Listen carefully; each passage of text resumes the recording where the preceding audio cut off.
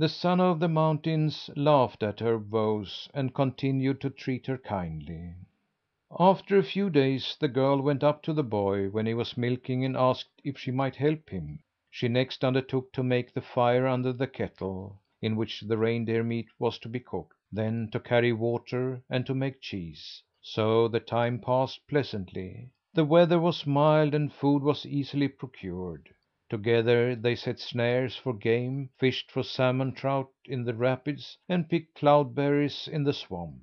When the summer was gone, they moved farther down the mountains, where pine and leaf forests met. There they pitched their tent. They had to work hard every day, but fared better, for food was even more plentiful than in the summer because of the game. When the snow came and the lakes began to freeze, they drew farther east toward the dense pine forests.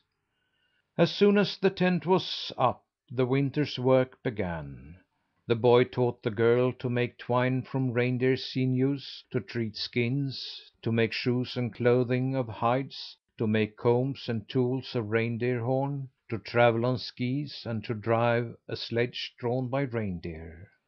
When they had lived through the dark winter, and the sun began to shine all day and most of the night, the boy said to the girl that now he would accompany her southward, so that she might meet some of her own race.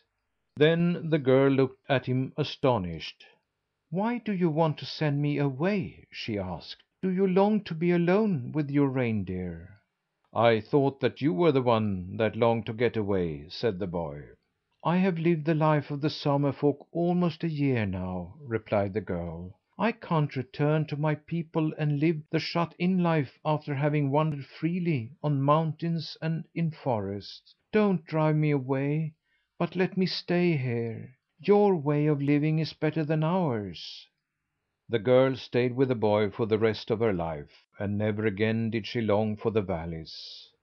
"And you, Osa, if you were to stay with us only a month, you could never again part from us." With these words Aslak, the Lapp boy, finished his story. Just then his father, Ola Särka, took the pipe from his mouth and rose. Old Ola understood more Swedish than he was willing to have anyone know, and he had overheard his son's remarks. While he was listening, it had suddenly flashed on him how he should handle this delicate matter of telling Jon Esserson that his daughter had come in search of him. Ola Särka went down to Lake Luossajaure and had walked a short distance along the strand when he happened upon a man who sat on a rock fishing. The fisherman was gray haired and bent. His eyes blinked wearily, and there was something slack and helpless about him. He looked like a man who had tried to carry a burden too heavy for him, or to solve a problem too difficult for him; who had become broken and despondent over his failure. "You must have had luck with your fishing, Jon, since you have been at it all night," said the mountaineer in Lappish as he approached. The fisherman gave a start, then glanced up. The bait on his hook was gone, and not a fish lay on the strand beside him. He hastened to rebait the hook and threw out the line. In the meantime the mountaineer squatted on the grass beside him. "There's a matter that I wanted to talk over with you," said Ola. "You know that I had a little daughter who died last winter, and we have always missed her in the tent." "Yes, I know," said the fisherman abruptly, a cloud passing over his face, as though he disliked being reminded of a dead child. "It's not worth while to spend one's life grieving," said the Laplander. "I suppose it isn't. Now I am thinking of adopting another child.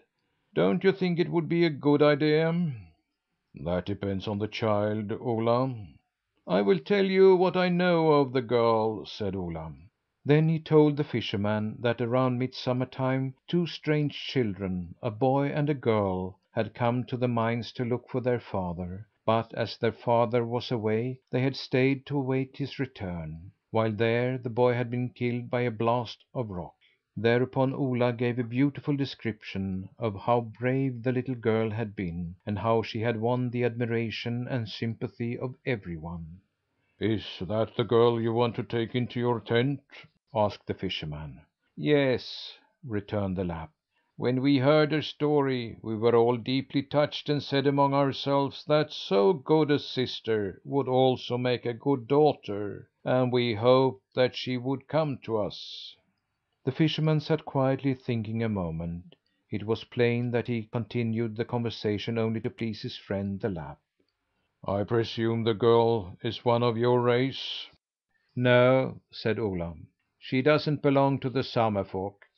"Perhaps she's the daughter of some new settler and is accustomed to the life here?" "No, she's from the far south," replied Ola, as if this was of small importance. The fisherman grew more interested. "Then I don't believe that you can take her," he said. "It is doubtful if she could stand living in a tent in winter, since she was not brought up that way." "She will find kind parents and kind brothers and sisters in the tent," insisted Ola Serka. "It's worse to be alone than to freeze." The fisherman became more and more zealous to prevent the adoption. It seemed as if he could not bear the thought of a child of Swedish parents being taken in by Lapplanders. "You said just now that she had a father in the mine?" "He's dead," said the Lapp abruptly. "I suppose you have thoroughly investigated this matter, Ola?" "What's the use of going to all that trouble?" disdained the Lapp. "I ought to know. Would the girl and her brother have been obliged to roam about the country if they had a father living? Would two children have been forced to care for themselves if they had a father? The girl herself thinks he's alive, but I say that he must be dead." The man with the tired eyes turned to Ola. "What is the girl's name, Ola?" he asked. The mountaineer thought a while, then said: "I can't remember it. I must ask her." "Ask her? Is she already here?"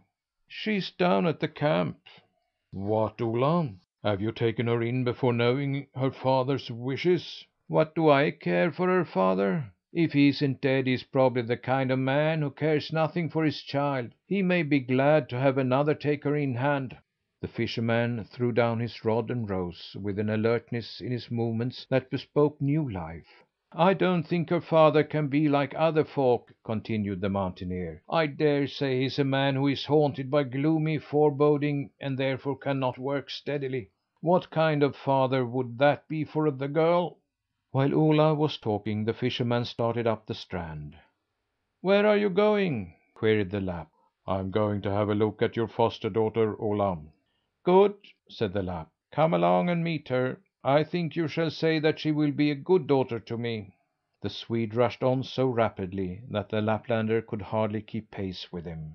After a moment Ola said to his companion: "Now I recall that her name is Osa, this girl I am adopting." The other man only kept hurrying along, and old Ola Serka was so well pleased that he wanted to laugh aloud. When they came in sight of the tents, Ola said a few words more. "She came here to us Same folk to find her father, and not to become my foster child. But if she doesn't find him, I shall be glad to keep her in my tent." The fisherman hastened all the faster. "I might have known that he would be alarmed when I threatened to take his daughter into the Lapps' quarters," laughed Ola to himself. When the man from Kiruna who had brought Osa to the tent turned back later in the day, he had two people with him in the boat, who sat close together holding hands, as if they never again wanted to part. They were John Esserson and his daughter. Both were unlike what they had been a few hours earlier. The father looked less bent and weary, and his eyes were clear and good, as if at last he had found the answer to that which had troubled him so long.